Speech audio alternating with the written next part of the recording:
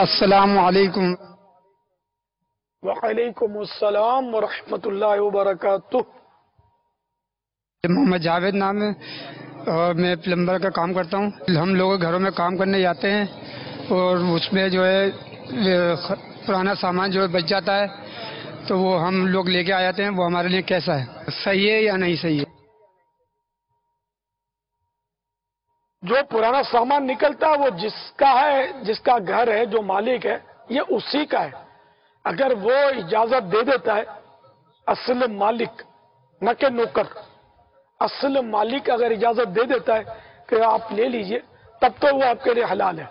اور اگر آپ چپکے سے لے آتے ہیں، بڑے بڑے شاور بھی جیسے تبدیل کیا، بڑی کوئی نل تبدیل کیا، یہ کرتے کیا، یہ کچرے میں ڈال دیتے ہیں۔ پھر یہ سارا کچرا سمیٹ کے لے جاتے ہیں تو گھر والا سمجھے کہ بڑا شریف آدمی ہے، یہ پھینکنے کے لیے بیچارہ کچرا بھی لیتا چلا، یہ بہت مطلبی آدمی ہے، کچرا نہیں لے جا رہا، یہ سونا لے جا رہا ہے، دھوکے سے یہ لے جا رہا ہے۔ تو اس طرح مطلب یہ کہ یہ حرام اور جہنم میں لے جانے والا کام ہے۔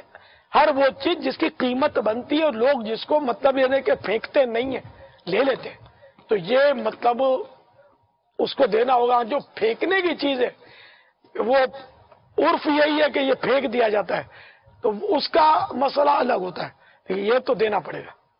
واللہ تعالی اعلم ورسولہ اعلم عز وجل وصلی اللہ تعالی علیہ وآلہ وسلم۔